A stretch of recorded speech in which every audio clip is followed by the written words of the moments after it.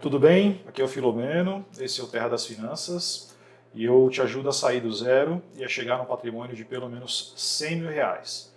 E hoje eu estou aqui para falar de uma ferramenta que, se você usar bem, se você usar do jeito que eu vou te sugerir aqui, ela vai garantir que você chegue aí no seu patrimônio de R$ 100 mil ou mais e muito mais rápido. Talvez você saiba, ou talvez você não saiba, mas eu sou engenheiro de formação, eu atuei na área de projetos aí por mais de 15 anos. E por volta de 2008, mais ou menos, cerca de 12 anos atrás, eu decidi tirar uma certificação de gestão de projetos, de gerenciamento de projetos, né? E aí eu procurei várias opções no mercado e a que eu encontrei que fazia mais sentido, inclusive na época a empresa pedia isso, a empresa que eu trabalhava pedia isso, foi uma certificação do PMI, Project Management Institute. E essa certificação de gerenciamento de projetos é uma das certificações mais exigentes e reconhecidas do mundo, inclusive, porque ela tem um nível alto e, só para você ter uma ideia, você tem que provar que você tem aí mais de não sei quantos anos de experiência em gestão de projetos. Depois você tem que fazer uma prova, testar uma série de habilidades e conhecimentos relacionados à gestão de projetos. E também, para manter certificado, você precisa ter aí pelo menos, né, um ciclo de a cada 3, 5 anos você tem que fazer uma atualização, você precisa estudar, ler livros e tudo mais. Por que eu estou te dizendo isso? Porque eu vou te contar algumas das situações que eu vivi durante essa minha experiência com gestão de projetos e que me ajudou, né, me ajudou e me ajuda muito a lidar com muitas situações, especialmente relacionadas a finanças. Porque projetos, metas, objetivos, eles têm uma forma de você lidar que, se você aprender, se você entender como funciona, você vai ver que você consegue atingir muito mais rápido os seus objetivos. E mesmo sem saber, a gente acaba usando muito a gestão de projetos na nossa vida, o tempo todo. Então, assim, só para mais ou menos dar uma ideia ou conceituar formalmente, um projeto, né, para facilitar na sua conversa aqui, um projeto, ele é algo que você faz, é um esforço que você faz para conseguir alguma coisa bem específica. Então, um projeto, por exemplo, ele não pode durar para sempre, ele não pode custar infinito, e ele também não pode entregar qualquer coisa, ele tem uma definição muito clara, ele tem um formato bem fechado. Então, vou pegar um exemplo de uma casa, né? Podia ser qualquer outra coisa, mas a casa é um exemplo bom, porque praticamente todo mundo já vivenciou uma situação dessa, ou conhece, ou passou por isso antes, né? Ou já conhece alguém que passou. Então a casa é o seguinte: você compra um terreno e aí você decide construir sua casa. E lógico, essa casa não pode ser um iglu, não pode ser uma barraca, não pode ser um barracão, nada disso. É uma casa, você sabe o que você quer exatamente. Só que antes de morar nessa casa, tem um monte de coisa que você precisa fazer. Você precisa contratar um arquiteto, um engenheiro, fazer um projeto, uma planta, você precisa aprovar alguns papéis na prefeitura, você tem que contratar uma empresa ou trabalhadores, né, enfim, da construção civil, você precisa comprar materiais, aí fazer a fundação, paredes, telhado, encanamento, parte elétrica, piso, pintar a casa, colocar móveis, colocar uma série de coisas. Então, chega um ponto, provavelmente, que alguém vai perguntar para você assim: olha só, quanto tempo essa casa vai demorar para ficar pronta? Aí você tem ali uma estimativa, né? Ou quanto está custando essa casa para você construir? Você tem uma estimativa também. Você consegue fazer um orçamento, você consegue ter mais ou menos uma ideia de quanto vai custar ali, se você juntar, mas só que a parte do tempo, assim, quanto tempo vai durar, você até pode ter uma estimativa, mas a verdade é que estimativa é uma coisa super complexa de fazer e nós, seres humanos, não somos naturalmente muito bons nisso não, sabe? E aí, quando eu era gerente de projetos, acontecia uma situação engraçada. Quer dizer, engraçada agora, né? Porque na época ela não era tão engraçada. Mas quando eu era gerente de projetos, geralmente eu chamava alguém da equipe para discutir um projeto novo, né? Um projeto que tinha começado recentemente. E quando eu era uma pessoa menos experiente, eu costumava sentar ali para conversar com a pessoa e tal. E aí, em algum momento, a gente tinha que saber o seguinte: quanto tempo vai demorar para esse projeto ficar pronto? Ou seja, qual a data de entrega do projeto? Quando é que ele vai estar pronto? Se fosse uma casa, por exemplo, quando é que vai estar pronto para a pessoa morar? E normalmente, as pessoas menos experientes assim, na gestão de projetos, sabe o que elas respondiam? Elas respondiam assim: eu não tenho como saber isso. Eu não tenho bola de cristal para adivinhar o futuro. E claro, essa era uma situação esquisita, mas assim, de certa forma, a pessoa está certa em falar isso. Ela realmente não tem bola de cristal, ela não tem como adivinhar o futuro. Ninguém tem, na verdade, como adivinhar o futuro. O que você pode fazer é uma estimativa, você pode especular, né? Você pode chutar, você pode fazer uma previsão. E claro, com a experiência, com o tempo vai passando, a gente vai aprendendo que dá para a gente se basear em experiências passadas, que a gente viu um projeto mais ou menos parecido com esse, que durou tanto, a gente pode simular ali algumas coisas, né? Mas tinha uma forma da gente chegar a um consenso que normalmente era assim. Então, quando eu não tinha condições de fazer estimativa, eu dependia que outra pessoa fizesse, e outra pessoa dizia isso, olha, eu não tenho bola de cristal, o que eu normalmente falava para ela? Eu falava assim, então tá, o projeto vai durar 100 anos? E a pessoa respondia, não, tá louco, 100 anos? Não, claro que não, poxa. Tá, então vai durar 10 anos? Não, que 10 anos, tá maluco? Vai durar 2 anos? Não, menos que 2 anos, claro, muito menos que 2 anos. E por aí vai. Então a estimativa ela ia melhorando, quer dizer, já não era algo eu não sei quando vai ficar pronto. Tinha uma ideia ali, podia ser 1 ano, podia ser 1 ano e meio, podia ser 6 meses, ou seja, a gente ia refinando. E chegava num ponto em que a conversa terminava com uma data estimada para entregar o projeto. Uma data estimada, claro, né? É certeza que o projeto está pronto exatamente naquela data? Não, óbvio que não. Não tem como saber isso. Não tem como ter certeza. Agora, a gente tinha uma referência, você tinha uma data, você tinha uma luz no fim do túnel, você tinha algo para perseguir. Você tinha principalmente algo para você medir o seu progresso. Ou seja, você tinha um plano, ou pelo menos o começo de um plano. E é isso que eu vou falar com você aqui hoje. Eu vou falar com você de planejamento. O planejamento, ele é essencial para você conseguir atingir o seu objetivo. Sem um planejamento, você vai estar naquele modo deixa a vida me levar, sabe? Da música, deixa a vida me levar. Só que essa filosofia do deixa a vida me levar, ela funciona bem para um monte de coisas legais e tudo mais. Agora, para meta e para projeto, não. Para meta e para projeto você precisa de um plano. Se você não tem um plano, se você não tem uma estimativa, se você não tem traçado ali uma meta para você, as suas chances de conseguir realizar o seu plano são muito pequenas. São praticamente zero. Sério, eu estou falando sério, eu estou falando para você isso por quê? Porque eu já vivenciei essa situação e não é à toa que as empresas investem muito dinheiro, bilhões e bilhões e bilhões e bilhões de dólares todos os anos para poder ter pessoas trabalhando nessa função que eu trabalhava, que é de gerência de projeto, para garantir a entrega de seus projetos, porque senão o projeto pode demorar a vida toda e nunca ficar pronto. E nas finanças, especialmente, se você não tiver um plano, você pode ter certeza que as coisas não vão funcionar como você quer. Sabe por quê? Porque provavelmente você está querendo sair de um lugar que você está hoje e chegar num outro. Claro, né? Você quer atingir um objetivo, você quer atingir um plano, você quer atingir uma meta, você quer realizar um projeto, que é algo que você não tem ainda, senão você não estaria querendo fazer.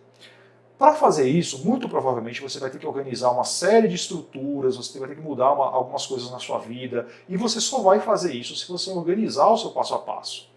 Ou seja, se você não tiver um plano para atingir a sua meta financeira, e essa época do ano é uma época interessante para a gente falar sobre isso, porque a gente está no começo do ano, então tradicionalmente nós, seres humanos, a gente gosta de traçar os nossos planos nessa época do ano, né? Então, se você não tiver um plano, e eu vou te explicar exatamente como é que você faz esse plano, como é que você cria essa estrutura, vai demorar muito, ou talvez você nunca chegue onde você quer chegar. Isso é sério e isso é importante. Agora, outra coisa importante. Eu, de novo, vou repetir. A gente não está falando aqui de adivinhar o futuro, certo? A gente está falando de estruturar algo realista com o que você já tem de informação, com o que você já sabe. Mais ou menos assim, você decide que você vai no supermercado do outro bairro, não do seu bairro. Você sabe que demora mais ou menos uma meia hora. Por quê? Porque você já foi lá antes e sabe o caminho. É certeza absoluta que você vai chegar lá? Não, pode acontecer alguma coisa no caminho, tocar seu telefone, o seu chefe te ligar, você tem que fazer uma outra coisa. Enfim, pode acontecer qualquer coisa e você não chegar lá. Mas você tem uma estimativa muito boa já, baseada nas informações que você colheu ao longo do tempo. E esse seu plano, ele não está escrito em pedra, né? Quando você determinou que você ia para o mercado, lá no outro bairro, aproveitar uma promoção, e você decidiu ir por um caminho tal, por uma avenida, ou por uma rua, ou por um outro caminho, você sabe que se aquela rua estiver impedida, por exemplo, você vai mudar o caminho para outro. É isso, o seu plano ele pode ser ajustado. Agora, a questão é, você precisa tomar cuidado com o plano, porque no caso do mercado, você já foi lá antes, você sabe que é uma coisa mais simples de tocar. No caso de um projeto que você nunca fez, um projeto de finanças, por exemplo, você tem que tomar cuidado para não ficar mudando o tempo todo, porque isso também é uma forma de você não chegar lá, é uma forma inconsciente de ficar procurando sempre o melhor, sempre o projeto perfeito e nunca alcançar seu resultado. Então, só para a gente fechar esse assunto. Assim, eu estou falando aqui do plano, mas não é algo que você deva necessariamente considerar como escrito em pedra. Então você pode sim e deve ajustar o seu plano se você achar que sim. Mas não fique mudando ele. O seu objetivo é aquele que você determinou. Por que é tão importante ter um plano? Eu já falei um pouco, mas eu vou falar mais um pouco ainda. Cerca de 80% da realização do projeto é a ação, é a execução. E 20% é o conhecimento. Então, se você não executar o seu plano, também não adianta. Se você fizer e deixar ele bem guardado, ele vai ficar lá, bonito, mas nunca vai virar aquilo que você queria que ele virasse. Você precisa começar a aproveitar mais o processo do que o resultado. Por quê? Porque o processo é a maior parte. Então, assim, quando você decidir implementar o seu projeto de finanças, seja ele qual for, você precisa entender que o processo ele vai ser bem mais longo do que o resultado. Vamos pegar, por exemplo, a nossa vida, né? A vida de um ser humano. Vamos pegar a nossa vida. Quando essa vida começa, quando você nasce, qual que é a certeza que você tem? Que um dia essa vida vai chegar ao fim, né? Com certeza absoluta, porque essa é a lei da natureza. Pois bem, o que você tem entre o começo da vida e o fim? Você tem o processo, você tem a vida em si, é quando a vida acontece. Se você conseguir se apaixonar pelo processo de atingir a sua meta, muito mais do que chegar lá e atingir a meta em si, você vai estar dando mais um passo para chegar direto onde você quer. Por quê? Porque o processo é algo que você vai executar muito. Agora, quando você planeja, você pode até dobrar os resultados. Você pode até, quando você planeja e executa, você pode realizar até o dobro do que você imaginava que ia realizar. E diminuir o seu estresse muito também. Porque quando você planeja, você não tem que ficar lidando com a procrastinação o tempo todo, né? Você já planejou, você estabeleceu o seu passo a passo, e você também não precisa ficar tomando suas decisões. E para isso ficar claro para você como o planejamento é algo importante, eu vou mostrar um vídeo que mais ou menos apresenta essa relação. Então olha só. Imagina que você tem algumas pedras grandes, algumas pedras pequenas, e areia para colocar dentro de um vidro. Pois bem, como é que você vai fazer isso?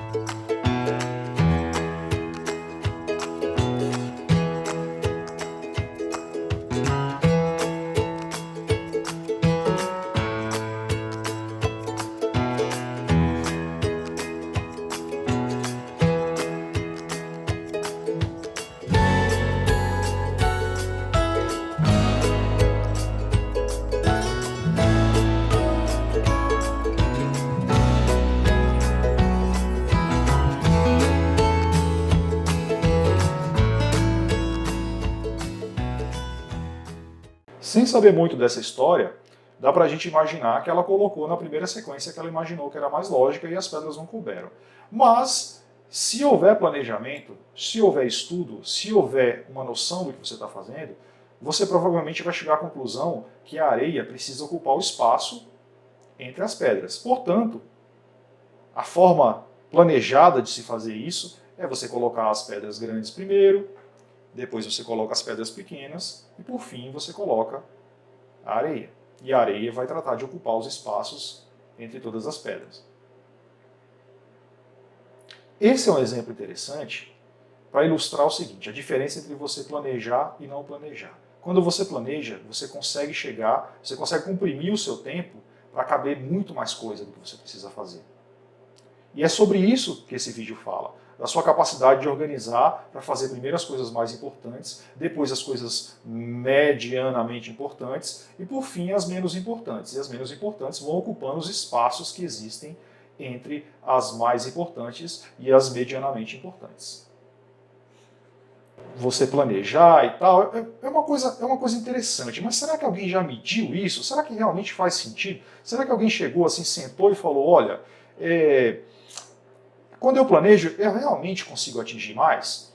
Essa era uma pergunta também que eu tinha há algum tempo atrás, né? Apesar da minha experiência com gerência de projetos, apesar de saber que realmente você consegue atingir muito mais quando você planeja, porque você tem uma linha de base, você tem algo para seguir, eu também tinha essa curiosidade. E foi feita uma pesquisa pelo doutor Gail Matthews, da Universidade da Dominican University da Califórnia. Ele pegou 270 participantes para fazer uma pesquisa sobre isso. Nesse gráfico aqui, essa pesquisa mostra o seguinte, que o primeiro grupo, esse grupo aqui da esquerda, foi o grupo que não tinha absolutamente nenhum objetivo determinado, né? Esse grupo aqui. Não tinha nenhum objetivo, eles estavam no modo deixa a vida me levar. Esse aqui tinha objetivos escritos. Esse aqui, esse grupo 3, tinha ações escritas.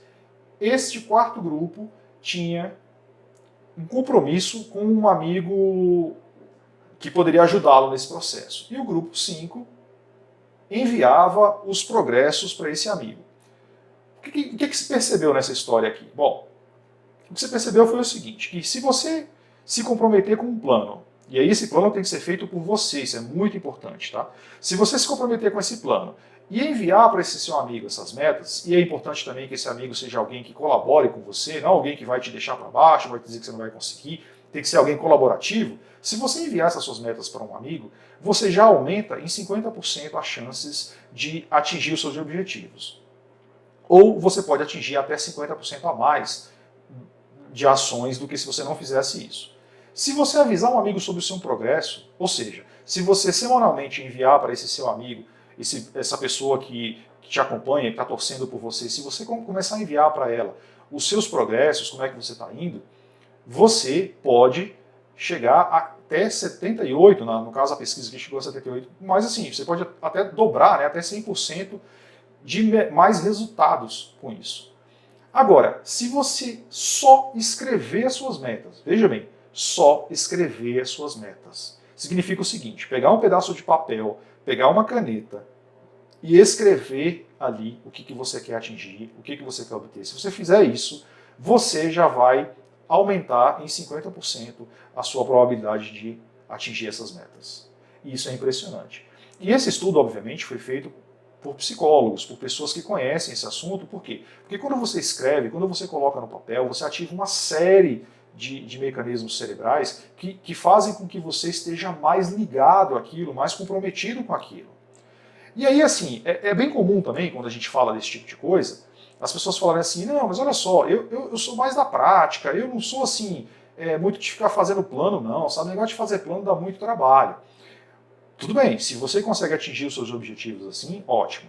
Agora, uma das melhores formas que você tem de se comprometer com os seus resultados é fazer planos, é fazer o planejamento, é saber onde você quer chegar e ficar acompanhando o seu processo. Tem também quem fala assim, ah, mas eu já fiz muitos planos e nunca executei nenhum. Bom, é possível que esses planos que você fez não sejam importantes para você, né? Porque se fossem, você teria feito.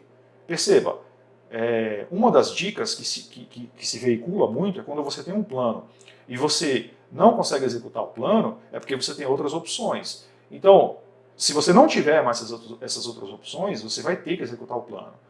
Uma das coisas que se fala muito, o termo que se usa muito nesse meio, é o termo queimar a ponte.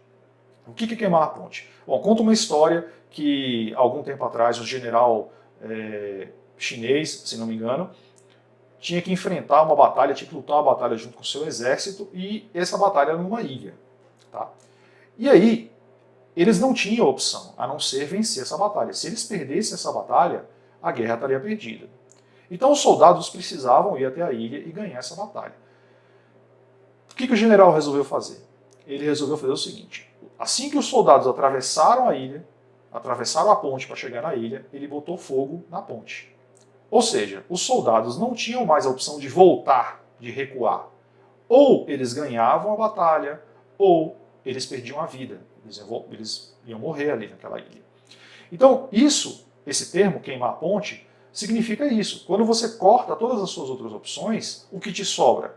Executar aquilo que você se comprometeu. Então, se você tem outras opções, se você, de repente, conta com outras saídas, talvez seja por isso que você não tenha executado seus planos até hoje. E também tem gente que fala assim, olha, mas assim, eu já também fiz planos e, poxa, eu não executo nem 10% daquilo que eu me comprometo. Eu executo só um pouquinho, assim. Ó, é melhor do que nada, né? É melhor do que não executar nada. Correr pouco ou fazer pouca atividade física é muito melhor do que não fazer nada, do que não fazer nenhuma atividade física. Mas a ideia também é que você comece a fazer planos mais realistas, né? E quebrar esses planos em pedaços menores, que sejam realizáveis, porque à medida que você vai executando, né, o seu plano e vai obtendo pequenas vitórias, essa também é uma dica interessante de produtividade, quando você vai atingindo pequenas vitórias, pequenos resultados, isso te motiva. Não é à toa que tem, por exemplo, alguns professores de produtividade, coaches e tudo mais, que recomendam que você comece o seu dia com uma pequena vitória. Alguns deles, inclusive, recomendam que você faça a cama, porque é uma coisa simples, é algo que dá uma sensação de realização e você ali conseguiu uma pequena vitória, aquilo te ajuda a ir para a próxima vitória. E aí, assim, existe um jeito errado de você começar o seu planejamento, que é você copiar o plano dos outros. Por que copiar o plano dos outros não é bom? Pelo seguinte, você pode se inspirar nos planos dos outros, mas você é uma pessoa diferente do outro. Quando você simplesmente copia o plano, é muito provável que você não vá conseguir reproduzir exatamente aquilo. Cada pessoa tem uma história. E tem também aquela pessoa que espera para começar só quando o plano estiver perfeito. Olha, quando o meu plano estiver 100%, quando eu tiver medido tudo certinho, aí eu começo. Só que não existe plano perfeito. A definição de planejamento é justamente algo imperfeito, algo que precisa ser modificado. Por quê? Porque você não pode adivinhar o futuro, exatamente como o começo da história, né, que eu contei aqui. Se você pudesse adivinhar o futuro, você não precisaria fazer nenhum plano, você bastaria seguir o passo a passo e chegar até lá. Porém, o plano está sujeito a ser modificado o tempo todo. Você vai precisar medir o seu progresso e ajustar o curso, né? Como um GPS, por exemplo. Se você traça uma rota via GPS para chegar do ponto A até o ponto B e alguma coisa acontece no caminho, o GPS corrige a rota, mas ele não desiste de ir para aquele destino. Ele pode corrigir a rota 1.500 vezes, mas ele vai continuar te levando para aquele destino. Tem também quem não se compromete com a execução do plano. Quem faz o plano e acha que, assim, se fizer o plano, se contar para todo mundo, se escrever ali, deixar muito bonito, vai receber os tapinhas nas costas, parabéns pelo seu plano e tudo mais, mas vai chegar lá. Não vai. Você precisa executar, tá? E olha, como eu disse, não vai dar tudo certo o tempo todo. Não vai. As coisas vão precisar serem reajustadas. Quando as coisas não saírem de acordo com o planejado, o que você faz? Você replaneja, você muda. Tomar cuidado apenas, como eu disse lá atrás, para não usar isso como desculpa, né? Ou seja, se você já planejou e não executou e fica mudando o tempo todo o tempo, você está caindo naquele outro erro de querer achar o plano perfeito e ele não existe. Então, assim, como é que é o jeito certo de você fazer um plano? Bom, vamos lá, vamos ver como é que a gente faz isso. Você vai criar uma estrutura, né? Você vai criar suas metas. E aí aqui nesse caso, eu usei aqui para fazer uma brincadeira, mas o nome metas, na verdade, ele fala de 5 coisas que precisa ter no seu plano. Primeiro, a meta, o seu plano, ele precisa ser mensurável, ou seja, eu preciso saber quando eu cheguei lá, né? Ou seja, precisa ficar claro o meu progresso. Como é que eu vou medir isso? Como é que eu vou saber se eu estou chegando mais perto ou se eu estou mais longe daquela minha meta? Eu preciso ter uma forma de medir. Precisa ser específica, precisa estar muito claro. Lembrando de novo da questão do GPS, né? Quando você chega no lugar, está muito claro que você chegou ali, ninguém tem dúvida. Outra coisa, precisa ter tempo. Não pode ser infinito, precisa ter um tempo para você realizar aquilo, ou seja, precisa ser temporal. Outra coisa importante, precisa ser alcançável. Não quero destruir os seus sonhos de jogador de futebol, mas se você tem, por exemplo, a minha idade, 41 anos, e decide que aos 60 você quer ser um jogador de futebol tão bom quanto o Maradona ou quanto o Pelé, poxa, é difícil de chegar lá, né? Não quero destruir seu sonho, mas é provável que você não vai alcançar essa meta. Então, você precisa ter uma meta alcançável se você quer chegar lá. E por fim, a meta precisa ser significativa, ela precisa ter valor para você. Senão, você não vai perseguir essa meta nunca. Se for algo que não representa absolutamente nada para você, tanto faz conseguir quanto não conseguir, então tanto faz também, né? Por que eu vou lutar para isso? Então, vamos lá, alguns exemplos de metas aqui. Primeira delas, zerar todas as dívidas em 2021. Poxa, tá aí uma meta excelente. Se você tem dívidas, se você está gastando mais do que você ganha, tá aí uma excelente meta para você. Zerar as suas dívidas em 2021. Economizar 20% do salário para você poder investir. É uma ótima meta também. Trocar de carro em janeiro de 2022. Aí pode ser uma meta bem interessante também. Atingir sua independência financeira aos 60 anos de idade. A independência financeira é algo que todo mundo sonha. Então, atingir sua independência financeira é algo importante e é algo importante que você começa a trabalhar agora. E é um baita projeto. Por isso você vai precisar se organizar muito bem.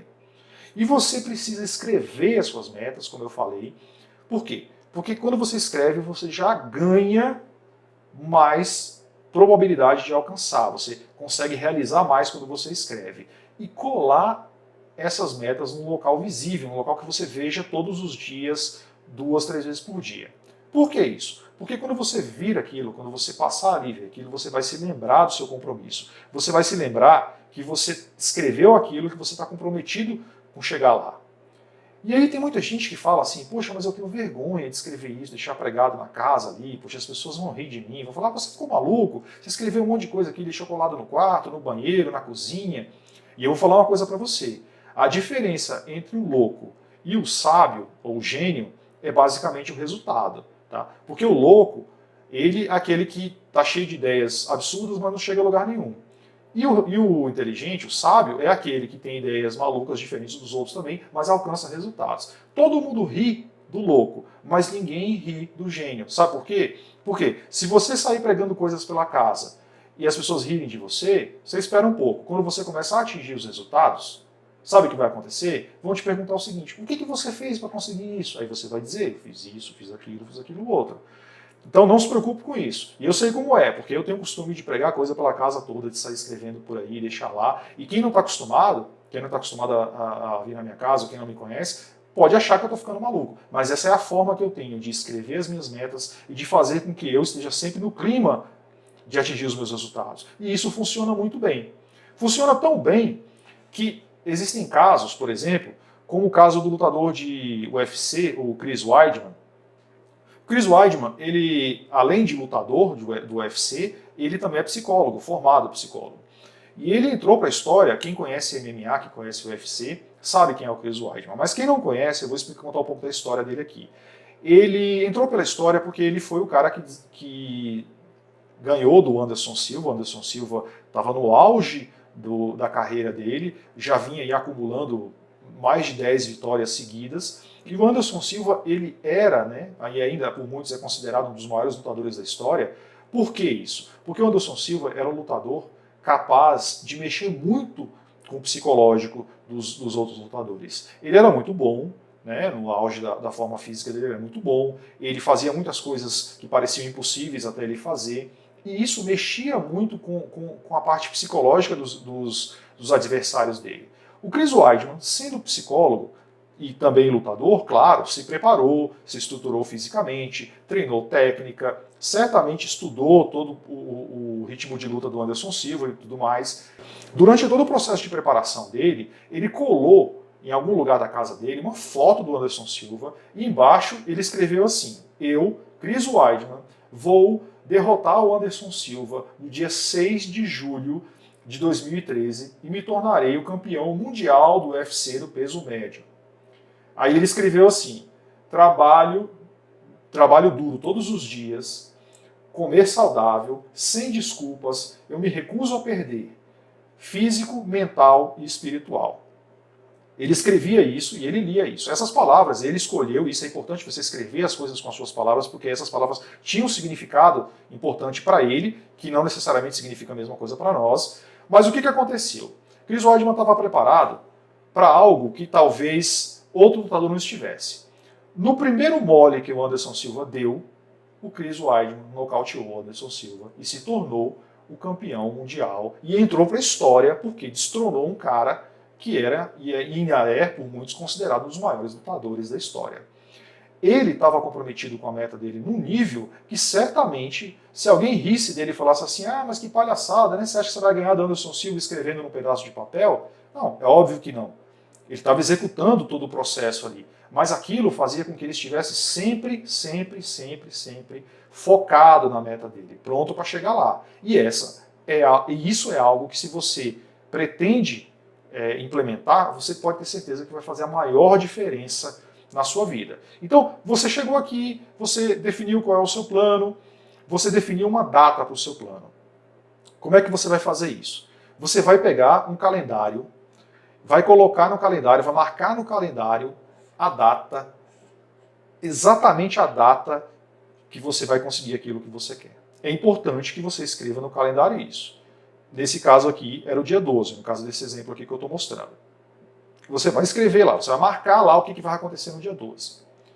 Depois disso, você vai começar a planejar do dia 12 para trás, do dia 12 até o dia de hoje, e aqui dia 12 é um dia fictício, tá? É só porque fica mais fácil da gente pensar aqui com o calendário na mão. Mas olha só, você marcou lá que, por exemplo, vai acontecer no dia 12 aqui, 12 de algum mês. Você vai começar a escrever de trás para frente quantos dias ainda faltam para aquilo acontecer. Então, no dia 11, vai faltar um dia, né? Claro. No dia 10, 2 dias. No dia 9, 3 dias. E aí você vai escrevendo esse número e vai escrevendo até o dia de hoje. O que você vai ter nas suas mãos? Você vai ter uma quantidade de dias que te separa do dia daquela sua grande vitória, do dia que você vai realizar seu plano. Você pode usar isso para uma série de coisas. Mas onde que eu vi essa técnica sendo usada? Eu já usei essa técnica, inclusive, para estudar para concurso. Para estudar para concurso é o seguinte, você não vai fazer na semana da prova de concurso a mesma coisa que você faz quando está faltando 2 meses para a prova de concurso. Não faz sentido. Quando estiver faltando uma semana, você tem que estar num nível de preparação diferente daquele que você está quando está faltando 2 meses. É a mesma coisa um dia de uma corrida, um dia de uma competição. Por exemplo, se a competição vai acontecer numa sexta-feira, você não vai ficar treinando exatamente igual até a quinta-feira, né? Se a partir de determinado dia você precisa mudar a sua preparação, você precisa pegar mais leve para evitar a lesão, você precisa se preparar psicologicamente, você precisa dormir melhor, se alimentar de uma outra forma. No dia você tem que fazer alguma outra coisa, ou seja, depende muito do que você vai fazer. Quando eu estudava para concurso, o que eu fazia? Eu separava meu calendário dessa forma que eu estou dizendo. Quando faltavam 15 dias para a primeira prova de concurso, eu normalmente já tinha definido ali o que eu ia começar a revisar. Quando faltava um mês, eu tinha já definido o que eu estava estudando. Quando faltavam 2 meses, eu ia fazendo de trás para frente. De forma que o tempo vai passando e aí quando vai chegando mais próximo, eu vou mudando o meu modelo de preparação. Para quê? Para otimizar o meu tempo e para otimizar os meus recursos, né? Para eu estar no ápice da minha capacidade quando chegar o dia da prova, ou quando chegar o dia da corrida, ou quando chegar o dia da luta, ou quando chegar o dia, enfim, daquilo que você quer. Então, esse planejamento é importante. Agora, eu vou te mostrar uma forma de você fazer essa estruturação toda que funciona muito bem, é uma ferramenta de gestão de projetos, é uma das ferramentas mais simples e mais eficientes de gestão de projetos que eu já vi funcionar na prática e funciona o tempo todo. Eu vou mostrar para você. Ela é tão simples que você provavelmente vai ter dúvidas se ela funciona bem, mas ela funciona muito bem. Como é que ela chama? Ela se chama 5W2H. É uma sigla do inglês. 5W2H. São 7 perguntas que você vai responder em relação à sua meta. Você precisa responder por escrito. Que você vai dar o maior número de detalhes. E que essas 7 perguntas que você vai responder, elas compreendem praticamente tudo o que você precisa para executar o seu projeto. A primeira pergunta, que é o primeiro H, é o que, né? Do inglês, what. Então, o que é que você está planejando fazer? Exatamente. Quanto melhor você descrever isso, vou comprar um carro, vou trocar de carro em janeiro de 2022 por um outro carro sedã de 4 portas, com ABS, direção hidráulica, que seja no máximo 2 anos de uso de um fabricante japonês, por exemplo. Ou, já sei, vai ser um Honda, vai ser um Toyota, ou vai ser um Ford, enfim. Você vai dizer o que exatamente você quer. Lembre-se, quanto mais detalhes você der, melhor fica. Essa é a primeira pergunta que você responde. Você responde ela como? Você escreve. Você pode escrever no post-it, colar na parede, você pode escrever num pedaço de papel, você pode fazer numa planilha se você quiser, mas você precisa responder isso. A segunda pergunta é por quê? Por que você quer atingir esse objetivo? É muito importante responder essa. Por quê? Veja, se você der uma razão boa para você mesmo, para sua mente, vai ficar muito mais fácil de você justificar todo o esforço, todo o trabalho que você está tendo. Então, capricha na sua... Por que você quer trocar de carro? Por que você quer chegar lá? Porque eu quero ter mais conforto, mais segurança, porque o meu outro carro já está dando problema, porque eu quero gastar menos com manutenção, porque eu gosto do carro, porque eu sempre sonhei, porque... Não importa, você vai escrever lá por quê. É o segundo W do inglês why. O terceiro, que é o when, quando? Quando é que você pretende atingir esse seu objetivo? Seja muito específico. Vou atingir esse meu objetivo no dia 15 de janeiro de 2022. Quem vai atingir esse objetivo? E aqui é importante você pensar no seguinte: quem é que vai fazer isso? Pode ser você ou pode ser outra pessoa. E quem é que vai ser beneficiado disso? Então, você vai fazer, mas talvez a sua família também se beneficie disso, talvez outras pessoas sejam beneficiadas, talvez o seu trabalho seja beneficiado, os seus clientes se beneficiem disso. Então, capricha também no quem vai fazer e quem vai ser beneficiado disso. Onde? E o onde, às vezes gera um pouco de dúvida assim, sobre o que colocar, mas veja, pode ser aonde você mora, pode ser em outra cidade, pode ser em outro país, pode ser na sua casa, pode ser na casa de outra pessoa, não sei, você define aí, mas você diga o lugar, fisicamente, o lugar onde isso vai acontecer. A penúltima pergunta é: como que isso vai acontecer? Como é que você vai conseguir isso? O que tem que acontecer para você chegar lá? Escreva tudo com o máximo de informações. E por fim, a última pergunta é o how much. Quanto? Quanto isso vai custar? De quanto dinheiro você vai precisar? Perceba que respondendo essas perguntas, tanto faz no computador ou no papel, embora eu sugiro que seja no papel, para você poder colar no lugar visível, você já fechou praticamente tudo o que você precisava em relação ao seu plano.